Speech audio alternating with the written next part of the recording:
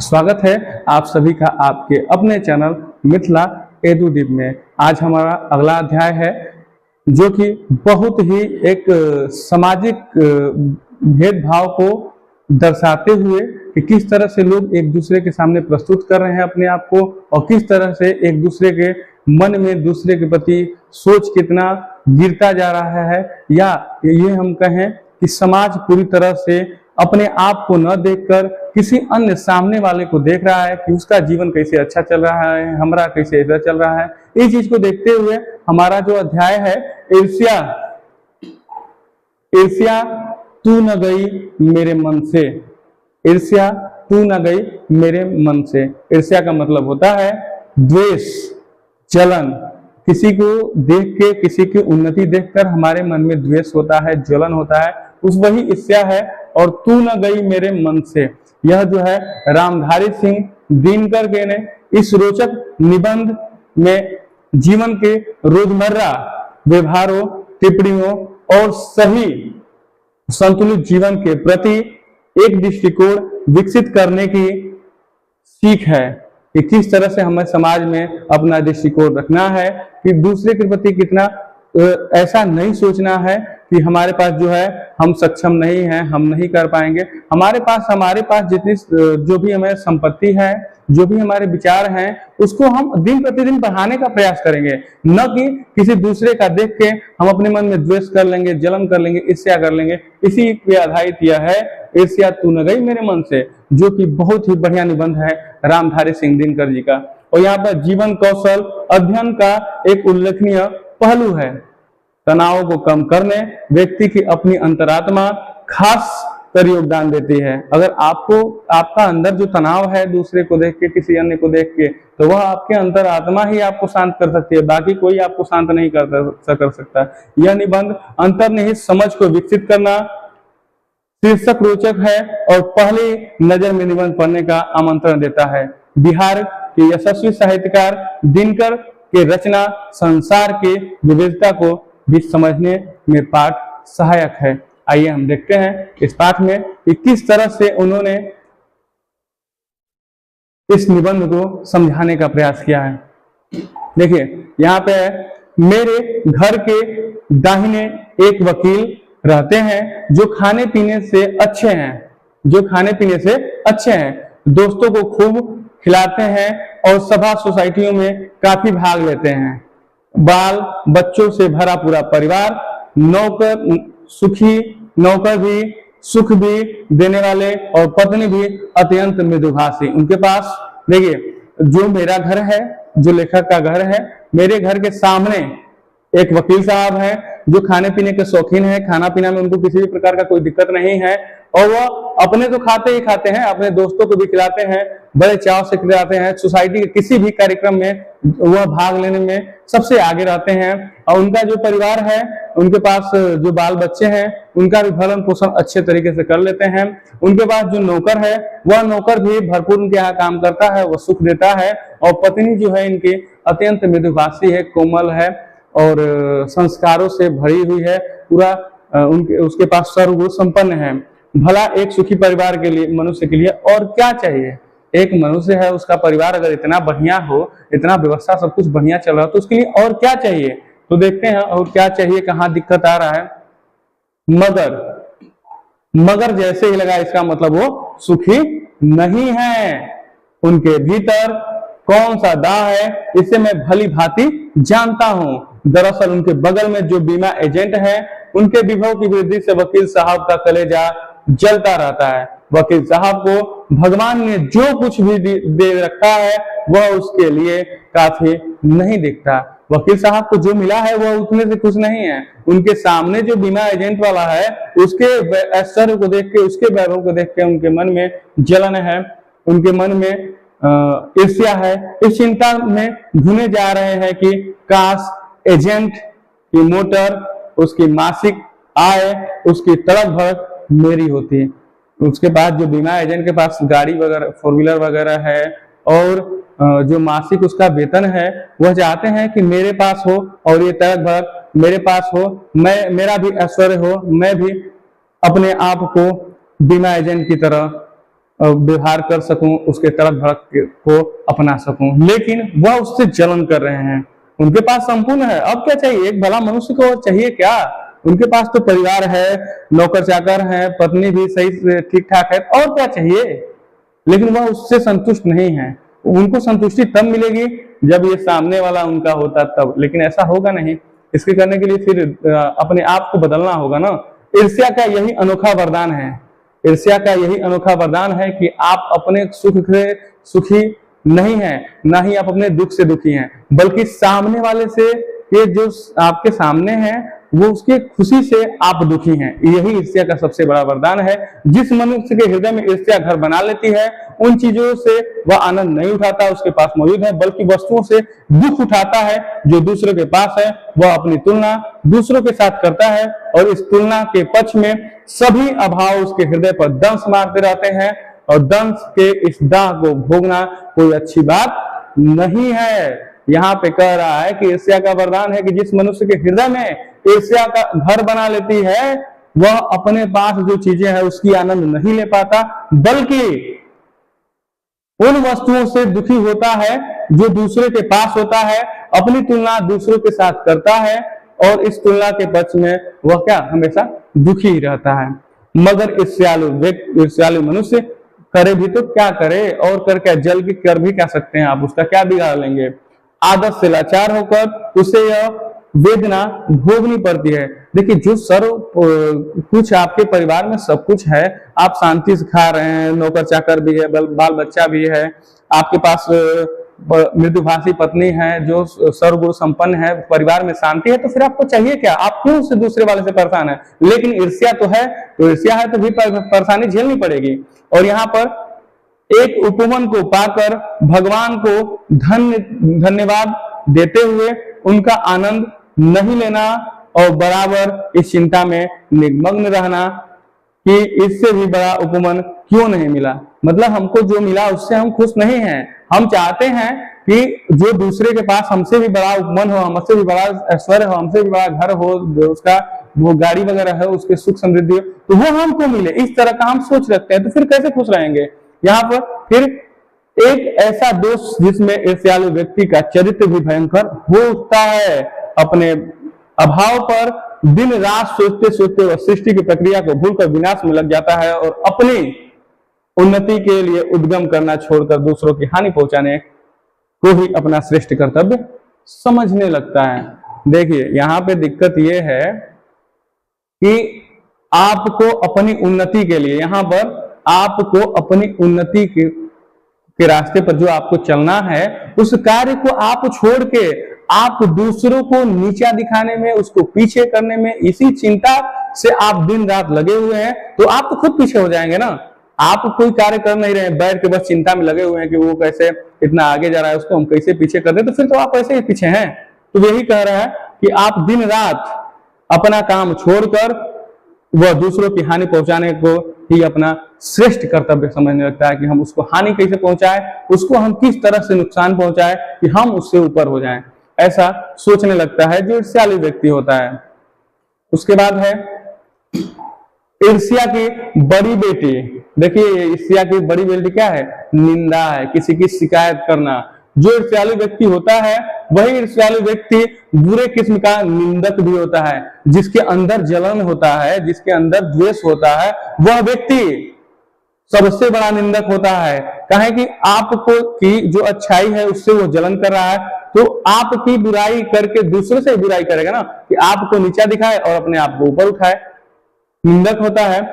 ईर्ष्या की बड़ी बेटी का नाम निंदा है। जो व्यक्ति ईर्ष्यालु होता है वही व्यक्ति बुरे किस्म का निंदक भी होता है। दूसरे की निंदा वह इसलिए करता है कि इस प्रकार दूसरे लोग, जनता अथवा मित्रों की आंखों से गिर जाए, और तब जो रिक्त स्थान होगा उस पर अनायास में ही बैठा दिया जाएगा। देखिए, क्या होता है कि अगर वह मैं हूं और एक लड़का है, मान लीजिए, वह क्या करेगा कि मुझे नीचे दिखाने के लिए किसी अन्य से, किसी तीसरे से मेरी बुराई करेगा। वो मेरी बुराई करेगा, और जो बुराई करेगा तो वो अगर मान लिया सही कि हाँ ठीक है, जो बुराई कर रहा है वह व्यक्ति सही है और जो जिसकी बुराई हो रही है वो गलत है, तो उसकी नजर में मेरा स्थान गिरेगा, तो जो स्थान मेरा रिक्त रह गया वह दूसरे वाले को मिल जाएगा, वह जो शिकायत कर रहा है उसको मिल जाएगा, ऐसा कहा जा रहा है। मगर ऐसा न आज तक हुआ है और न होगा। दूसरे को गिराने की कोशिश, अपने को बढ़ाने की कोशिश नहीं कही जा सकती है। अगर ऐसा आप कर रहे हैं तो सरासर गलत कर रहे हैं, आप कभी सफल नहीं होंगे। एक बात और कि संसार में कोई भी मनुष्य निंदा से नहीं गिरता।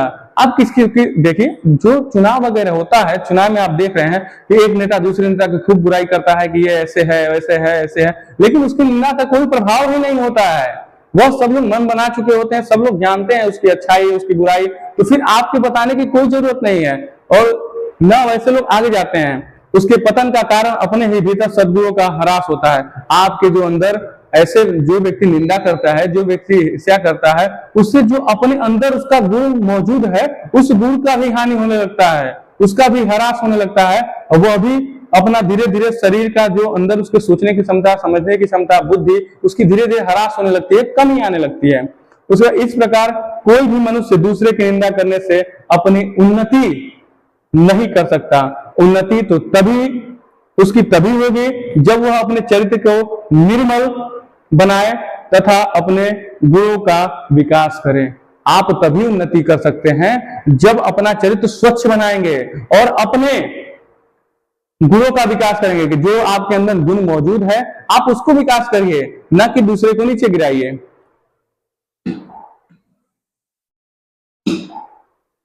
ईर्ष्या का काम जलना है। ईर्ष्या काम जलना है, तभी तो लोग जल रहे हैं एक दूसरे को देख के। मगर सबसे पहले वह उसी को जलाती है जिसके हृदय में उसका जन्म होता है। ईर्ष्या का सबसे खतरनाक पहलू यही है कि अगर कोई ईर्ष्या कर रहा है तो सबसे पहले जो कर रहा है उसी को अंदर ही अंदर क्या करेगी, खत्म कर देगी।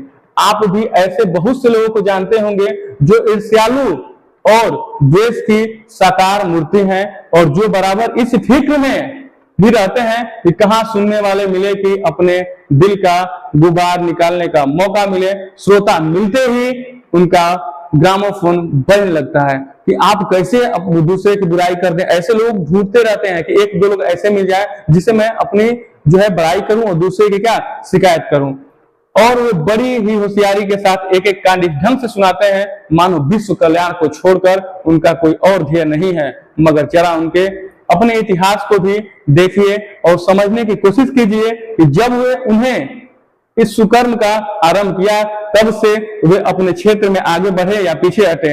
यह भी कि अगर वे निंदा करने में समय और शक्ति का अपव्यय नहीं करते तो आज उनका स्थान कहां होता। कह रहे हैं कि यहाँ पर जो व्यक्ति ऐसे व्यक्ति को ढूंढता रहता है कि मैं इसके दूसरे की निंदा करूं, अपना बड़ाई करूं, वो व्यक्ति अपना समय तो नुकसान कर ही रहा है, अपना जो समय नुकसान कर रहा है, अपने गुण का ह्रास कर रहा है, सब कुछ कर रहा है।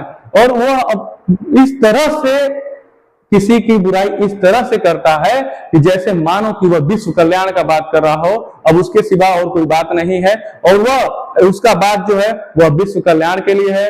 विश्व से समाज का उसका क्या होगा, उसकी बातों से कल्याण होगा। वह इस तरह की बातों को करता है और उसका कोई ध्येय नहीं है, वह केवल विश्व कल्याण की भावना को जागृत कर रहा है, उसका वही काम है।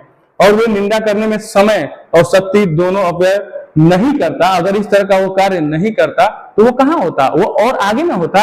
अगर कोई व्यक्ति है जो दूसरे के अपना कार्य छोड़ के केवल दूसरे की निंदा कर रहा है तो उसमें अपने समय को भी नुकसान कर रहा है, अपने बुद्धि को भी नुकसान कर रहा है। अगर वह अपने वृद्धि के लिए, अपने उन्नति के लिए कोई कार्य करता तो और ऊपर जाता ना, और वो विकास पे विकसित होता, वह आगे जाता, उसके पास धन होता, संपत्ति होता, वैभव होता।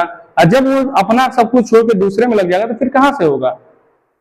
अगला है चिंता। तो लोग चिता कहते हैं, जिसे किसी प्रचंड चिंता ने पकड़ लिया उस बेचारे की जिंदगी तो खराब हो जाती है। किंतु ईर्ष्या शायद चिंता से भी बदतर चीज है, क्योंकि वह मनुष्य के मौलिक गुणों को कुंठित बना डालती है। देखिए, ईर्ष्या ऐसा चीज है कि आपका जो मौलिक गुण है, सत्य बोलना, धर्म के रास्ते पे चलना, ये सब गुणों का ह्रास हो जाता है। आप झूठ बोलने लगते हैं, ईर्ष्या करने लगते हैं, जलन की भावना रखते हैं, आपके सद्गुणों का ह्रास हो जाता है। और मृत्यु शायद फिर भी श्रेष्ठ है बनिस्बत इसके कि हमें अपने गुणों को कुंठित बनाकर जीना पड़े।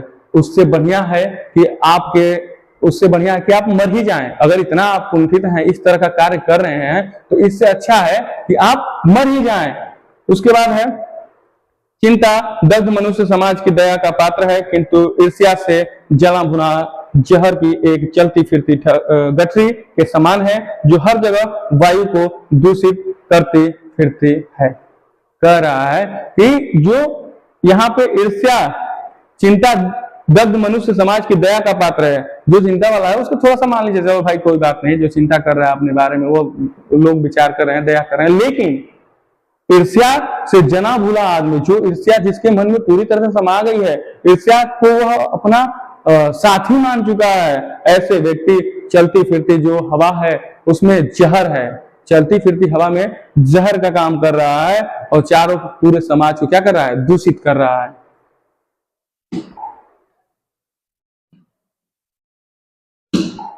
ईर्ष्या मनुष्य के चारित्रिक दोष ही नहीं, प्रत्युत इससे मनुष्य के आनंद में भी बाधा पड़ती है। ईर्ष्या एक ऐसा चीज है कि वह आपको हानि तो कर ही कर रहा है, लेकिन आपका जो आनंद का समय है, आपके जो हंसने का समय है, वह भी आपको से छीन लेता है। आप हंस नहीं पाते हैं क्योंकि वह सुखी है, तो फिर आप तो दुखी होंगे ना। आपके अंदर ईर्ष्या है तो आपका भी क्या हुआ, आनंद के आपको हरास कर लेता है, खत्म कर लेता है। जब भी मनुष्य हृदय में ईर्ष्या का उदय होता है, सामने का सूर्य उसे मध्यम सा दिखने लगता है। जब भी मनुष्य के हृदय में ईर्ष्या का उदय होगा, जब भी किसी मनुष्य के अंदर ईर्ष्या का उदय होगा, तो वह सूर्य मतलब कि अब उसका जो बुद्धि है वह सामने वाले का क्या होगा, कमजोर समझने लगता है। पक्षियों के गीत में जादू नहीं रह जाता, फूल तो ऐसे हो जाते हैं मानो वे देखने योग्य नहीं हो। ऐसे जो ईर्ष्या वाले व्यक्ति होते हैं, उनके अंदर पक्षियों का जो गीत गाते हैं उसको कुछ नहीं मानता है, ना ही उसको सुंदर लगेगा। जैसे कोयल कहते हैं ना, कोयल गीत गा रही है तो अच्छा लगता है, तो उसको कुछ अच्छा नहीं लगा।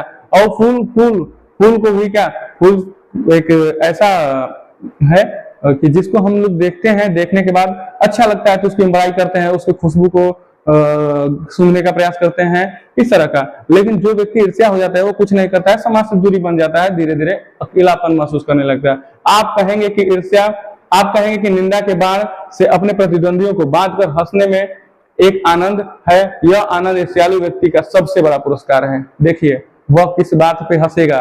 जो ईर्ष्यालु व्यक्ति है उसको पुरस्कार किस तरह का मिल रहा है कि वह दूसरे किसी का क्या कर रहा है, दूसरे किसी की ईर्ष्या करके, दूसरे किसी की बुराई करके वह अपने आप को आनंदित महसूस कर रहा है, और वही उसके लिए सबसे बड़ा पुरस्कार है। मगर यही हंसी मनुष्य की ही नहीं, राक्षस की होती है, और आनंद भी दैत्यों का आनंद होता है। यह जो आप हंस रहे हैं दूसरों की शिकायत करके, बुराई करके, वह हंसी मनुष्यों की हंसी नहीं है, वह दैत्यों की हंसी है, और इसमें आपको ही हानि झेलनी है। आगे देखते हैं। हाँ, ईर्ष्या का संबंध प्रतिद्वंदियों से होता है। व्यक्ति क्योंकि भिखमंगा करोड़पति से ईर्ष्या नहीं करता, जो भिखमंगा है वह करोड़पति से ईर्ष्या नहीं करता।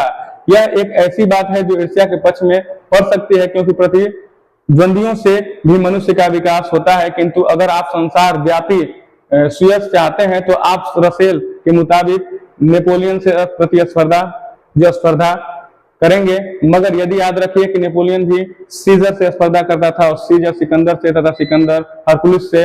जिस हरकुलिस के बारे में इतिहासकारों का यह मत है कि वह कभी पैदा ही नहीं हुआ था। देखिए, प्रतिद्वंदी आप कर सकते हैं, ईर्ष्या और प्रतिद्वंदी में अंतर है।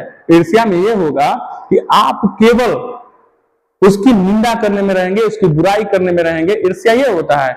और यहाँ पर जो है प्रतिद्वंदी की बात कही गई है कि आप प्रतिद्वंदी करेंगे तो ईर्ष्या खत्म हो जाएगी। प्रतिद्वंदी जब करेंगे तो ईर्ष्या करने का मतलब आप एक जगह बैठ गए हैं, चाहे किसी से उसकी बुराई कर रहे हैं, कुछ कर रहे हैं, दिन भर दिमाग में उसी के बारे में चल रहा है कि वो कैसे आगे जा रहा है। अब प्रतिद्वंदी का मतलब होता है कि हम कैसे अपने आप को आगे बढ़ाएं, इसके बारे में आप विचार करेंगे। और जब आप अपने बारे में विचार करेंगे तो आप आगे स्वतः ही जाएंगे, ईर्ष्या का उसमें कोई स्थान ही नहीं रहेगा। इसलिए प्रतिद्वंदी और ईर्ष्या में अंतर होता है। ईर्ष्यालु व्यक्ति एक जगह बैठा होता है, उसके विकास का ह्रास होता है, और प्रतिद्वंदी व्यक्ति का हमेशा विकास ही होता है, क्योंकि वह अपने बारे में, अपने आप को आगे ले जाने के बारे में सोचता रहता है।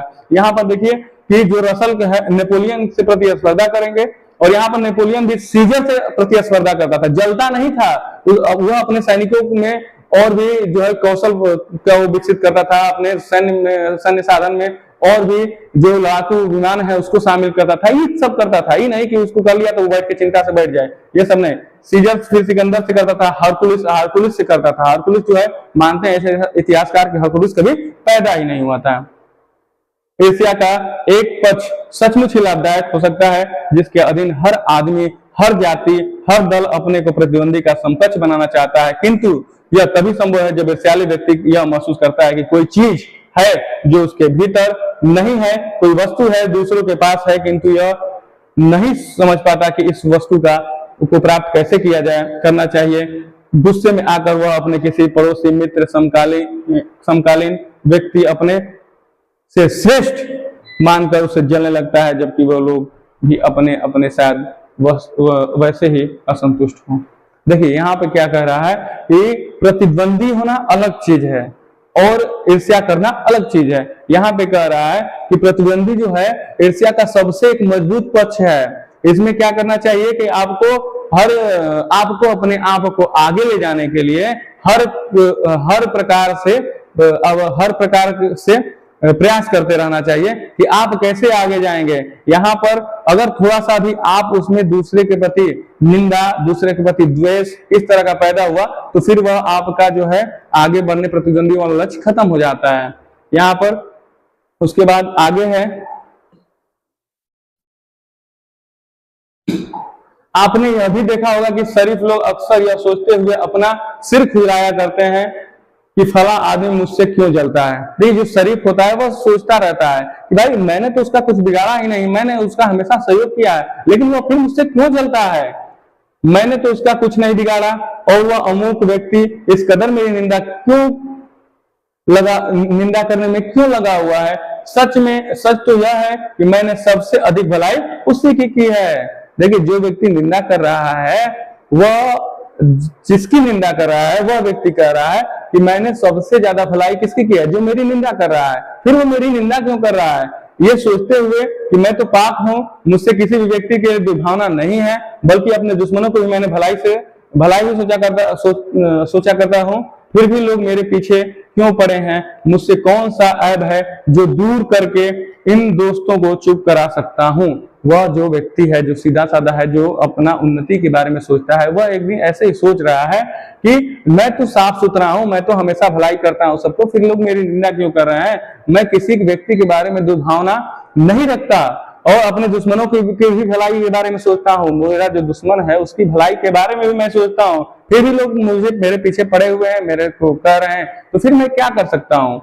यह कर गए ईश्वरचंद्र विद्यासागर जब इस तरबूजे से होकर गुजरे तब उन्होंने एक सूत्र कहा, तुम्हारी निंदा वही करेगा जिसकी तुमने भलाई की है। देखिए ईश्वरचंद्र विद्यासागर जी ने कह दिया है कि तुम्हारी निंदा वही करेगा जिसकी तुमने भलाई की है, वही तुम्हारी निंदा करेगा।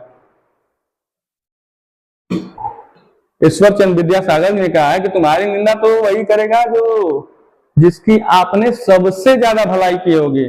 और यहाँ पर और निश्चय जब इस कूचे से होकर निकला तब उसने जोरों का एक ठहाका लगाया और कहा कि यार ये तो बाजार की मक्खियां हैं जो अकारण हमारे चारों तरफ भी मिनाती रहती हैं। और इस बात को निश्चय जो है कहता है कि जो लोग आपकी बुराई कर रहे हैं वो बाजार की मधुमक्खियां हैं जो बिना मतलब की भनभनाती रहती हैं। ये सामने प्रशंसा और पीछे निंदा किया करते हैं, हम इनके दिमाग पर बैठे हुए हैं, ये मक्खियां हमें भूल नहीं सकती और चूंकि यह हमारे बारे में बहुत सोचा करती हैं, इसलिए ये हमसे डरते हैं कि हम पर कहीं शंका भी करते हैं। यह देखिए क्या होता है कि जो मक्खियों की बात की गई है यहाँ पे, वह दिन भर उसके पीछे पीछे लोगों की निंदा करता रहता है और उसके दिमाग पर दिन भर वही चीजें हैं कि वह कैसे आगे जा रहा है, वह कैसे आगे जा रहा है। इसी को सोच के उसकी तुलना मक्खियों से की गई है कि मक्खियां उसको भूल नहीं सकती और हमारे बारे में सोचा करता है, इसलिए ये हमसे डरती हैं और हम पर शंका भी करते हैं। हम पे शंका भी करते हैं कि भाई कहीं अगर सुन लिया समझ लिया तो फिर क्या होगा, ये सब सहायता करेगा कि नहीं करेगा, लेकिन उसका कोई ध्येय ही नहीं है ना, वो आपके बारे में निगेटिव कुछ सोच ही नहीं रहा है। ये मक्खियां हमें सजा देती हैं हमारे गुणों के लिए, ऐब को तो ये माफ कर देंगी क्योंकि बड़ों के ऐब को माफ करने में भी एक शान है, जिस शान का स्वाद लेने का ये मक्खियां तरस रही हैं। देखिए, माफ करना सबसे बड़ी एक उपलब्धि है कि आपके अंदर इस प्रकार का गुण है कि आप दूसरों को माफ कर दे रहे हैं। ये गुण का विकास सबके अंदर नहीं होता है, लेकिन यहाँ पे जो मक्खियां होती हैं, जो ऐसे लोग होते हैं जो दूसरे के बारे में घूम घूम के प्रचार करते हैं, फिर भी अगर उसको पता भी चल गया कि घूम घूम के हमारे बारे में प्रचार कर रहे हैं, फिर भी उनको कुछ बोलता नहीं है, माफ ही कर देता है। आगे देखते हैं।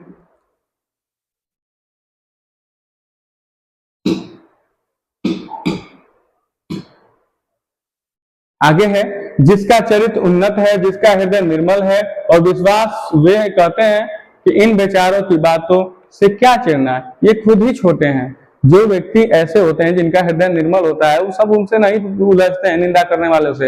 यार छोड़िए, ये सब क्या है, ये सब तो बेचारे हैं, इन बातों से इन लोगों का बुरा ही है, छोड़ दो, इन लोगों से कोई मतलब नहीं रखो।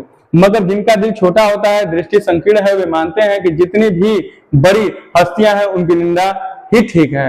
देखिए, ये भी कहा जाता है कि जो भी बड़ी हस्तियां हैं उनकी निंदा होना भी क्या है, ठीक है। और जब हम इनके प्रति उदारता और भल मन साहब का बर्ताव रखते हैं, तब वे भी यही समझते हैं कि हम उनसे घृणा कर रहे हैं और हम चाहते हैं कि उनका जितना उपकार करें, बदले में वह हमें अपकार ही मिलेगा। यह भी है कि जो बड़े व्यक्ति होते हैं उनका अगर आप भलाई के बारे में सोचिएगा तो फिर वह भी नहीं समझेंगे कि नहीं, अरे तो बेकार लोग हैं, इन सब का वो इसका बात हम सुनेंगे। ये भी होता है। दरअसल हम उनकी निंदा का जवाब नहीं देकर चुप्पी साधते रहते हैं। इसी से भी वे हमारे अहंकार समझते हैं। खुशी तो उन्हें तभी हो सकती है जब हम उनके धरातल पर उतर कर उनके छोटेपन में भागीदारी बन जाए। वह कह रहे हैं कि जो निंदा कर रहे हैं उनका जवाब हम लोग नहीं देते हैं, वो चुप्पी हम लोग साधे रहते हैं कि छोड़ो, क्या इसको वो जवाब देना। तो वो लोग हमारा अहंकार समझते हैं। और खुशी में तभी हो सकती है जब हम उनके धरातल पर उतरकर उनके छोटेपन के भागीदारी में अपना सहयोग करें। सारे अनुभवों को निचोड़कर निश्चय ने एक दूसरा सूत्र भी तैयार किया। इतना सब कहने के बाद एक तैयार किया था कि मधुमक्खियां वाला, और दूसरा तैयार किया है, आदमी में जो गुण महान समझे जाते हैं उन्हीं के चलते लोग उनसे जलते हैं। देखिए, ऐसा भी गुण है कि एक व्यक्ति में जो भी महान गुण है, ऐसे गुण जो अन्य किसी व्यक्ति में नहीं है, उसी गुण से लोग जलते हैं, उसी गुण से लोग जलते हैं। यहां पर अब खत्म ही होने वाला है, थोड़ा सा और है। यहां पे है, तो ईर्ष्यालु लोगों से बचने का क्या उपाय है, ये ईर्ष्यालु लोग से बचा कैसे जाए। तो देखिए, निश्चय कहता है कि बाजार की मक्खियों को छोड़कर एकांत की ओर भागें।